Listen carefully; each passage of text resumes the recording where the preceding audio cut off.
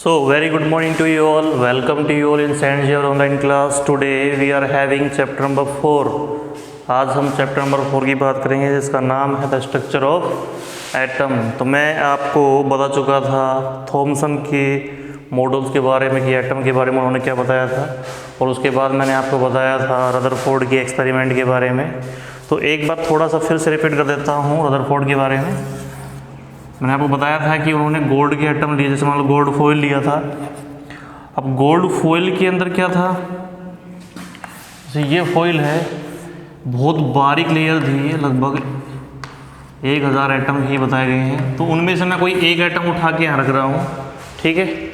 और उन्होंने किस तरीके से इसके ऊपर एक्सपेरिमेंट करके ये जाना कि भाई किस तरीके से ये जो रेज हैं, ये जैसे अल्फा पार्टिकल यहाँ से उन्होंने भेजा, मान लो बॉम्बार्डिंग की थी अल्फा पार्टिकल की,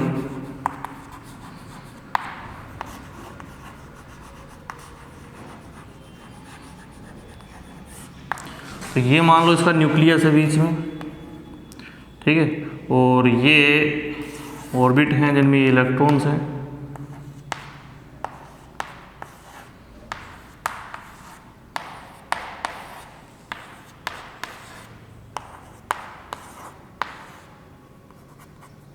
यहाँ ले लेता हूँ और यहाँ, ठीक है। अब हुआ क्या, अल्फा पार्टिकल मैंने आपको बताया था कि इसमें हीलियम का डबल मास वाला, जैसे 4 यूनिफाइड मास जिसका हो मास, उस अल्फा पार्टिकल को इन्होंने यूज़ किया था, उसकी बॉम्बार्डिंग की थी इसके ऊपर। तो ये पहला एटम था, जैसे मान लो ये एटम है, ये फ्रंट में है और उसके ऊपर क्या आ रही है, बहुत से पार्टिकल्स जो हैं उनकी बौछार हुई, जैसे ये पार्टिकल्स आ रहे हैं, ऐसे ही नीचे भी पार्टिकल्स की बॉम्बार्डिंग हुई थी, क्योंकि पूरा गोल्ड फॉइल है। अब देखो इन्होंने क्या पाया कि ये पूरा एक एटम था, उसका बहुत सा हिस्सा इन्होंने देखा कि भाई बहुत सा हिस्सा जो है खाली था। अब खाली था ये कैसे पता चला, तो ये इस तरीके से पता चला कि इन्होंने इसके आगे एक प्लेट लगा रखी थी, तो मैंने आपको बताया था इस प्लेट के ऊपर क्या था, जिंक सल्फाइड का लेप था। तो हुआ क्या, जैसे ही ये पार्टिकल यहाँ टकराते तो यहाँ पे लाइटनिंग होती, ठीक है, प्रकाश की प्रतिदीप्ति दिखती यहाँ पे, मतलब थोड़ा सा उजाला होता, इससे पता लगता कि बहुत से पार्टिकल क्या होंगे सीधे निकल गए थे। तो मैंने आपको बताया था कि लगभग 12,000 में से एक पार्टिकल जो था वो बाउंस बैक हुआ, वापस आया। कैसे, जो बिल्कुल सीधा गया होगा वो यहाँ इस पार्ट से टकराया होगा। अब इसके ऊपर भी पॉजिटिव चार्ज है, और जो पार्टिकल जा रहा है हीलियम का, उसके ऊपर भी क्या है, पॉजिटिव चार्ज है। तो अल्फा पार्टिकल के ऊपर पॉजिटिव चार्ज है, इस पर भी पॉजिटिव चार्ज है। तो इसने इसको वापस फेंका, क्योंकि सेम चार्ज एक दूसरे में रिपेल करते हैं, ठीक है। कुछ इसने बताया था कि 120 डिग्री पे चले गए, कुछ 90 पे चले गए, और कुछ 180 के ऊपर हुए थे। तो देखो कैसे गए, ये अल्फा पार्टिकल यहाँ से जा रहा है, ये अल्फा पार्टिकल यहाँ जा रहा है, ये जो इलेक्ट्रॉन है इनके ऊपर अपोजिट चार्ज है, इस इलेक्ट्रॉन के ऊपर भी अपोजिट चार्ज है, ठीक है। इन पे नेगेटिव चार्ज है, और जो पार्टिकल जा रहा है उस पर पॉजिटिव चार्ज है। तो ये इनकी ओर अट्रैक्ट हुए तो इनके पास अलग अलग एंगल बन गए, वही 120 और 90 वाले जो एंगल, क्योंकि ये जो इलेक्ट्रॉन थे इनके ऊपर नेगेटिव चार्ज था, और जो अल्फा पार्टिकल था उसके ऊपर पॉजिटिव चार्ज था, तो वो उसको अट्रैक्ट करते हैं।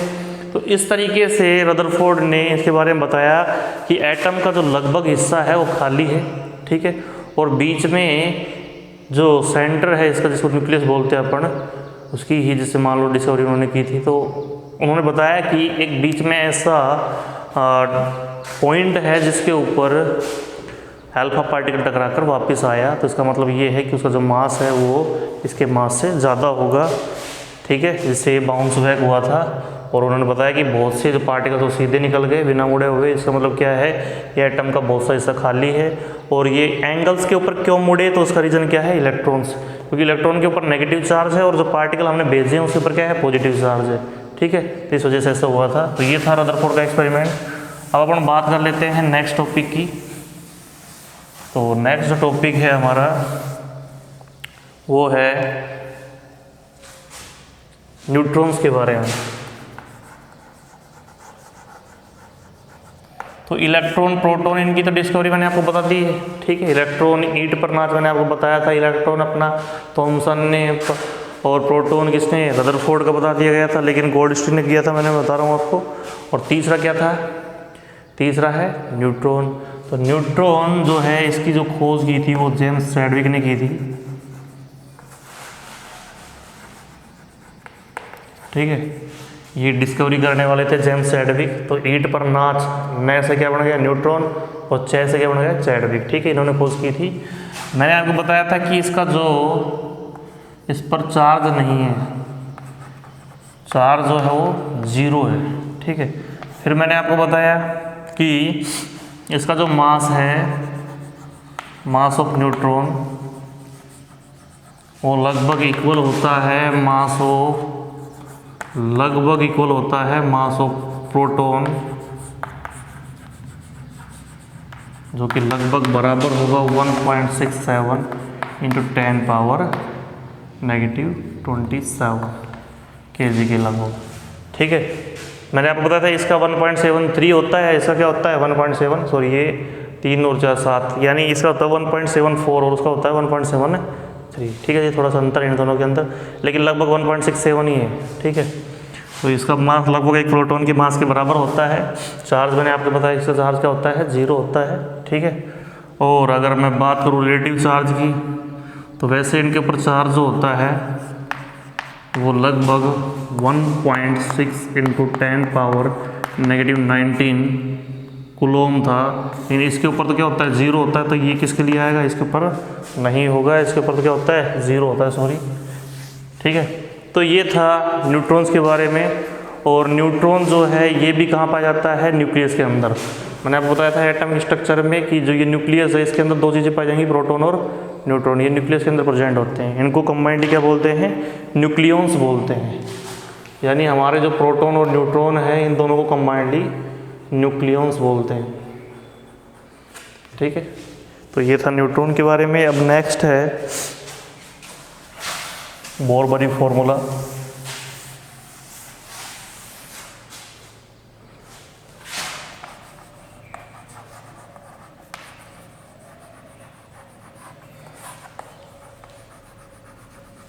देखो बोर-बरी जो फॉर्मूला है मैं आपको बताना चाहूँगा, ये बोर और बरी 2 अलग अलग साइंटिस्ट हैं, इन दोनों ने दिया था, ठीक है। ये किस वे के ऊपर दिया था, इन्होंने क्या मतलब ये जो फॉर्मूला था किस चीज़ के ऊपर दिया था, तो मैं बताना चाहूँगा। ये जो फॉर्मूला था इन्होंने दिया था इलेक्ट्रॉन के मैक्सिमम नंबर, कितने इलेक्ट्रॉन हम पहले ऑर्बिट में भर सकते हैं, कितने ऑर्बिट इलेक्ट्रॉन दूसरे ऑर्बिट में भर सकते हैं, और कितने तीसरे में। जैसे ये हमारे पास न्यूक्लियस हो गया, तो ये पहला ऑर्बिट है, ये दूसरा ऑर्बिट है, और ये थर्ड ऑर्बिट हो गया। तो इस फर्स्ट ऑर्बिट में मैं मैक्सिमम कितने इलेक्ट्रॉन भर सकता हूँ, maximum number of electrons.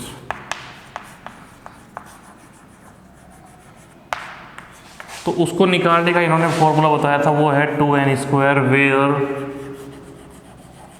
n is equal to number of orbit, number of orbit. मतलब अगर मेरे को ये फर्स्ट ऑर्बिट है, ये सेकंड ऑर्बिट है, और ये थर्ड ऑर्बिट, ठीक है। अगर मेरे को जानना है कि फर्स्ट ऑर्बिट में कितने इलेक्ट्रॉन भर सकते हैं, तो आपको क्या करना है, 2 इंटू एन की जगह पे 1 पुट करना है। तो 1 का स्क्वायर 1 होता है। तो पहले मैं मैक्सिमम में 2 इलेक्ट्रॉन भर सकता हूँ। अगर मेरे को सेकंड के बारे में जानना है तो एन की जगह पे 2 रखना है। 2 का स्क्वायर कितना हो जाएगा, 4 और 4 2 जा 8। और अगर मेरे को थर्ड के बारे में जानना है तो 2 इंटू 3 का स्क्वायर, तो जो कि बराबर होगा 18 के। इस तरीके से अपन और भी आगे के ऑर्बिट्स के बारे में जान सकते हैं कि भाई अगले ऑर्बिट के अंदर कितने इलेक्ट्रॉन भर सकते हैं।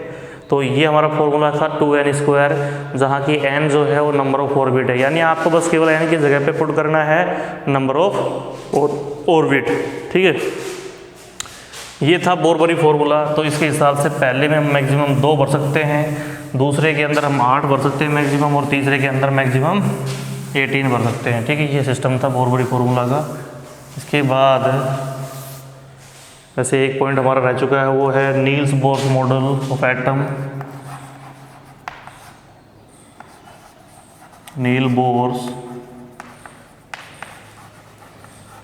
Model of atom.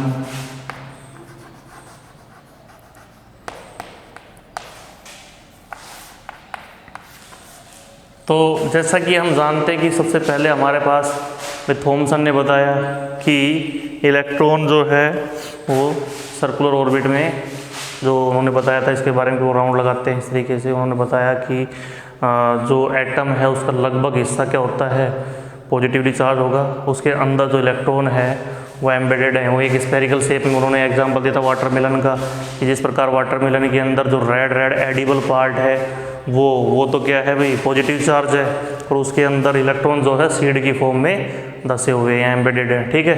तो ये उन्होंने बताया था, लेकिन उनको भी पूरे एटम के बारे में कि भाई इस एटम की स्ट्रक्चर एक्चुअल में होती कैसी है, ये उनको भी नहीं पता था। उनके बाद इस चीज़ की बात किसने बताई भाई, इसके बारे में रदरफोर्ड ने बताया था, कि रदरफोर्ड ने एक तो न्यूक्लियस के बारे में बताया कि बीच में एक ऐसा क्या है भाई पॉइंट है जिसके ऊपर से कोई पार्टिकल टकरा के वापस आए, तो उनके हिसाब से उन्होंने बताया कि उसका जो मास है, यानी उसके ऊपर जो चार्ज होता है पॉजिटिव चार्ज है, ठीक है, और ऑल राउंड चार्ज है, इसके अंदर 2 पार्टिकल्स होंगे, उन्होंने बताया न्यूट्रॉन और प्रोटॉन, ठीक है।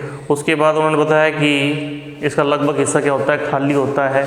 लेकिन सबसे बड़ी समस्या उनके सामने ये थी कि मैंने आपको बताया कि ये ऑर्बिट्स हैं, और इन ऑर्बिट्स के अंदर अगर इलेक्ट्रॉन कंटिन्यूसली चक्कर लगाएगा ऐसे, तो इसकी एनर्जी जो है वो कम होगी, एनर्जी का नुकसान होगा या एनर्जी लॉस होगी। अब जब एनर्जी लॉस होगी तो ये इसी राउंड में थोड़ी चल पाएगी, इसका राउंड कम होता चला जाएगा और ये अंत में न्यूक्लियस के अंदर चला जाता, लेकिन ऐसा नहीं हो पाया। तो इस चीज़ का जवाब किसके पास नहीं था, रदरफोर्ड के पास नहीं था। तो उसका जवाब दिया था किसने, नील बोर ने, ठीक है। नील बोर ने क्या बताया, इन्होंने बताया कि जिस ऑर्बिट के अंदर इलेक्ट्रॉन्स राउंड लगाते हैं, जैसे ये इलेक्ट्रॉन राउंड लगा रहा है, इन ऑर्बिट को उसने नाम दे दिया डिस्क्रीट ऑर्बिट। ये डिस्क्रीट ऑर्बिट हैं और इनके अंदर, इन ऑर्बिट्स के अंदर एनर्जी लॉस नहीं होती है, एनर्जी लॉस नहीं होती है, डजंट हैपन, ठीक है। यानी अगर इलेक्ट्रॉन इनके अंदर चक्कर लगाएगा तो ये स्पेशल फिक्स पार्ट क्या है, ऑर्बिट है, ये स्पेशल ऑर्बिट है। ये नील्स बोर ने बताया था कि ये स्पेशल ऑर्बिट हैं, जिनको उन्होंने नाम दिया था डिस्क्रीट ऑर्बिट। ये इंपॉर्टेंट बात है, ध्यान रखना, ये ऑर्बिट का नाम दिया था उन्होंने, ठीक है। और इन ऑर्बिट के अंदर अगर रेडिएट नहीं होती एनर्जी, लॉस नहीं होता एनर्जी का, तो ये कंटिन्यूसली यानी चक्कर लगाएंगे इलेक्ट्रॉन उसी ऑर्बिट के अंदर। उन्होंने ये भी बताया था कि ये उसका क्या है, लोअर ऑर्बिट है और ये उसका अपर ऑर्बिट है, ठीक है। इस लोअर ऑर्बिट वाला अगर इलेक्ट्रॉन ऊपर जाना चाहता है तो इसको एनर्जी क्या करनी पड़ती है, गेन करनी पड़ती है, कि ये एनर्जी गेन करेगा, गेन करके ये अपर वाले में जा सकता है। और अपर वाले को अगर इलेक्ट्रॉन को नीचे आना है, उसको लोअर ऑर्बिट में आना है, तो ये क्या करेगा, इलेक्ट्रॉन खुद की एनर्जी लॉस करेगा। मान लो जैसे यहाँ 7 जूल एनर्जी चाहिए, यहाँ 9 जूल एनर्जी चाहिए, तो इसका मतलब ये है कि यहाँ का जो इलेक्ट्रॉन होगा वो अपने पास 2 जूल एनर्जी और कलेक्ट करके तब यहाँ जा सकता है। और अगर इसको यहाँ नीचे आना है तो ये अपनी 2 जूल एनर्जी को रिड्यूस करके तब नीचे आ सकता है, ठीक है। ये भी इन्होंने बताया था, ठीक है। मैं पॉइंट लिख देता हूँ एक बार।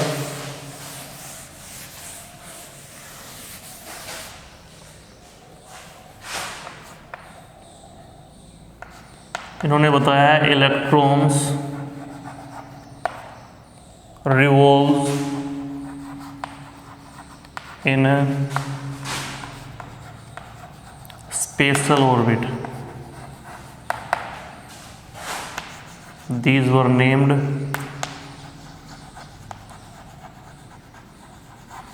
by him as discrete orbit.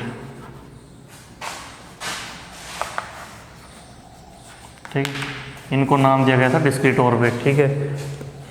इन्होंने उसको, जैसे पहला ऑर्बिट है उसको नाम दे दिया था, he named the orbit, he named first orbit equal to K, second orbit L, third orbit M, और फोर्थ एन और सो ऑन। इस तरीके से वो इन्होंने नाम दे दी थी कि इन ऑर्बिट का, यानी जो स्पेशल ऑर्बिट हैं जिनको अपन डिस्क्रीट ऑर्बिट बोल रहे हैं, उनका नाम क्या रखा जाएगा, K11 रखा जाएगा। इस तरीके से उन्होंने इनको नाम दे दिया था।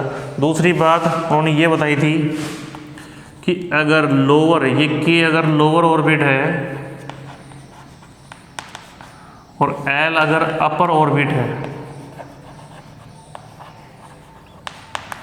तो लोअर ऑर्बिट वाला इलेक्ट्रॉन एनर्जी गेन करके, यहाँ से कोई इलेक्ट्रॉन चलेगा तो एनर्जी गेन करके अपर ऑर्बिट में जा सकता है, और अपर ऑर्बिट वाला इलेक्ट्रॉन अगर लोअर में जाएगा तो यहाँ वो एनर्जी रिड्यूस करेगा, एनर्जी रिड्यूस करके जा सकता है। ठीक है, ये बताया था नील्स बोर ने इसके बारे में। ठीक है, नेक्स्ट जो है, तो यहाँ पे नील्स बोर ने लगभग एटम के बारे में चीज़ें जो थी वो क्लियर कर दी थी, जिन चीज़ों का जवाब कौन नहीं दे पाया था, रदरफोर्ड नहीं दे पाया था। ठीक है,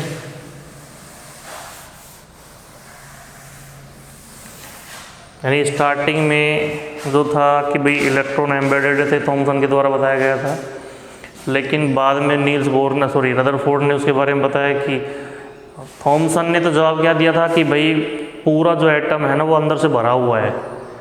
ठीक है, और इलेक्ट्रॉन उस भरे हुए हिस्से के अंदर, जैसे लड्डू के अंदर काली मिर्च होती है या तरबूज के अंदर बीज होते हैं, इस तरीके से उन्होंने बताया था। लेकिन दूसरा रदरफोर्ड ने बताया कि वो तो बिल्कुल खाली होता है, लगभग हिस्सा उसका क्या होता है, खाली होता है एटम का। ठीक है, और उसके अंदर सर्कुलर शेप होती है, जिसके अंदर क्या है भाई, राउंड शेप के अंदर इलेक्ट्रॉन मूव करते हैं। ये जो सिस्टम था उन्होंने सोलर सिस्टम को देख के लिया था कि भाई ये न्यूक्लियस और इसके चारों ओर राउंड सर्कल है, जिनके अंदर क्या करते हैं, चक्कर लगा रहे कौन, इलेक्ट्रॉन। ठीक है, इस स्ट्रक्चर का भी उन्होंने अनुमान लगाया था, किसको देख के, सोलर सिस्टम को। सोलर सिस्टम में जैसे बीच में सन है, तो जितने भी प्लानिट उसे चक्कर लगाते हैं, ऐसे ही इलेक्ट्रॉन चक्कर लगाते हैं किसके, चारों ओर, न्यूक्लियस के चारों ओर। ठीक है, तो नेक्स्ट है अपने पास डिस्ट्रीब्यूशन ऑफ इलेक्ट्रॉन। मैंने आपको बता दिया, तो बोर फॉर्मूला 2n²। इसके बाद है वैलेंसी। तो वैलेंसी मैं आपको पढ़ा चुका हूँ ऑलरेडी।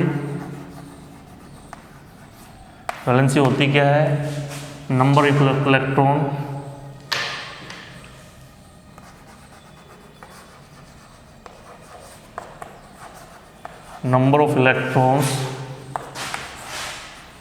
present in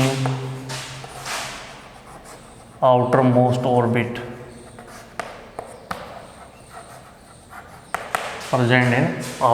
orbit, उसी को अपन क्या बोलेंगे, वैलेंसी बोलेंगे। इसीलिए मैंने आपको रूल बताया था, एक रूल था कि अगर n क्या था वहाँ पे, नंबर ऑफ इलेक्ट्रॉन, अगर ये बड़ा है किससे, 4 से।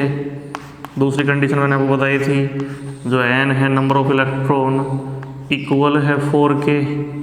तीसरी कंडीशन मैंने आपको बताई थी, n जो है नंबर ऑफ इलेक्ट्रॉन स्मॉल है 4 से। और फोर्थ कंडीशन मैंने आपको बताई थी कि उसका ऑक्टेट पूरा है,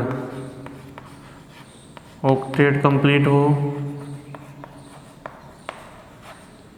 या उस ऑर्बिट में इलेक्ट्रॉन कंप्लीट हो, ऑर्बिट फिल हो। ये 4 कंडीशन थी, जिसके आधार पे मैंने आपको बताया था कि वैलेंसी क्या क्या होगी। तो अगर n की वैल्यू 4 से बड़ी है, देखो पहले इसको देखो आप, 4 से छोटी है तो वैलेंसी सेम होगी, 4 से छोटी है तो valency will be same, valency will be same. 4 के बराबर है तो भी वैलेंसी सेम होगी, वैलेंसी विल बी सेम। 4 से बड़ी है तो it will be subtracted from 8, 8 से सब्ट्रैक्ट की जाएगी और जो बचेगा उसको रखेंगे अपन वैलेंसी की फॉर्म में। और अगर ऑक्टेट रूल कंप्लीट है उसका, ऑक्टेट का मतलब उसके बाहर वाले ऑर्बिट में, लास्ट वाला जो ऑर्बिट है उसमें अगर 8 इलेक्ट्रॉन पूरे हो जाएं या उसका ऑर्बिट पूरा भरा हो। ऑर्बिट पूरा भरा होने का मतलब ये है कि जैसे पहला ऑर्बिट है उसमें 2 ही इलेक्ट्रॉन आ सकते हैं मैक्सिमम, उसके पास एक ही ऑर्बिट है, तो इसका मतलब क्या है, अगर उसमें 2 भरे हुए हैं तो ऑर्बिट फुल है उसका। ऐसे दूसरा ऑर्बिट है, मान लो उसके अंदर 8 इलेक्ट्रॉन आते हैं अब 8 इलेक्ट्रॉन उसके पूरे हैं उस दूसरे ऑर्बिट में, तो ये मतलब इसका ये भी पूरा है। अगर थर्ड उसके अंदर 3 ऑर्बिट हैं और तीसरे ऑर्बिट में 18 इलेक्ट्रॉन आ रहे हैं उसके अंदर पूरे, तो इसका मतलब क्या है कि वो उसका ऑर्बिट फुल है। और जब ऐसी कंडीशन होती है तो वहाँ वैलेंसी 0 होती है, 0 वैलेंसी विल बी देयर।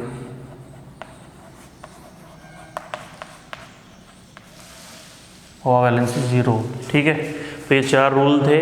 बाकी जो इसके बारे में है वैलेंसी के बारे में, अगर आपने नहीं समझा है पिछले वीडियो के अंदर, तो मैं एक बार फिर से रिपीट कर दूंगा नेक्स्ट वीडियो के अंदर, ठीक है।